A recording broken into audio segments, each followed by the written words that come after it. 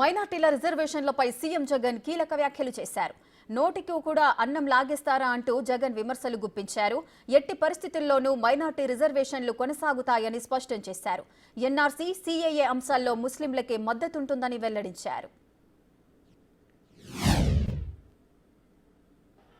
ముస్లింలలో కూడా ఉన్నత వర్గాలకు ఆ రిజర్వేషన్లు వర్తించడం లేదు. పఠాన్లకు వర్తించడం లేదు, సయ్యదులకు వర్తించడం లేదు, మొఘల్స్కు వర్తించడం లేదు. ఇవి కేవలం వెనకబాటు ప్రాతిపదికగా మాత్రమే ఇచ్చినవి. అందరూ గమనించాల్సింది ఏమిటి అనంటే అన్ని మతాల్లో కూడా బీసీలుంటారు, అన్ని మతాల్లో కూడా ఓసీలుంటారు. మరి అలాంటప్పుడు మైనారిటీలను వేరుగా చూడడం, రాజకీయ స్వార్థం కోసం మైనారిటీలకు నోటిదాకా వచ్చిన కూడును తీసేయాలనుకోవడం ఎంత మటుకు ధర్మము అని చెప్పి అడుగుతా ఉన్నాడు మీ బిడ్డ. ఇవి రాజ్యాంగానికి లోబడి ఇచ్చిన రిజర్వేషన్లు. రాజకీయ స్వార్థం కోసం వారి జీవితాలతో ఆడుకోవడం దుర్మార్గం కాడా అని అడుగుతా ఉన్నాడు మీ బిడ్డ. అందుకే ఇవి ఎట్టి పరిస్థితిలోనూ కొనసాగుతాయి.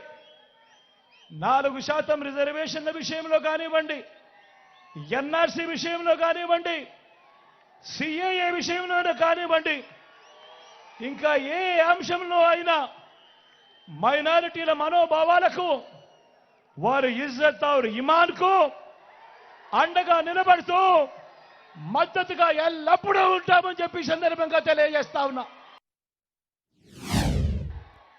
ఆయన బాగా ముదిరిపోయిన తొండ. ఒక పక్క 4% ముస్లింల రిజర్వేషన్లను రద్దు చేస్తామని శపథం చేసిన బీజేపీ పార్టీతో ఈ చంద్రబాబు జత కడతాడు. మరో పక్క మైనారిటీల ఓట్ల కోసం మైనారిటీలను మోసం చేసేందుకు ఈ చంద్రబాబు డ్రామాలు మొదలెట్టాడు, దొంగ ప్రేమ నటిస్తాడు.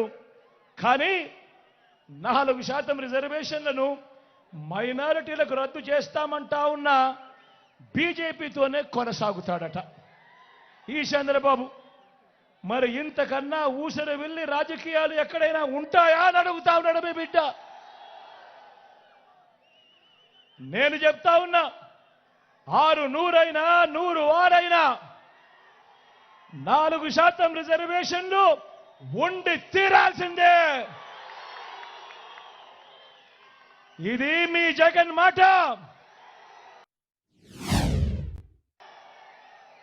మరి మైనారిటీల రిజర్వేషన్లను రద్దు చేస్తామన్న తర్వాత కూడా ఎన్డీఏలో ఎందుకు కొనసాగుతా ఉన్నాడు ఈ చంద్రబాబు అని అడుగుతా ఉన్నాడు మీ బిడ్డ. మైనారిటీల మీద మీ బిడ్డది నిజమైన ప్రేమ.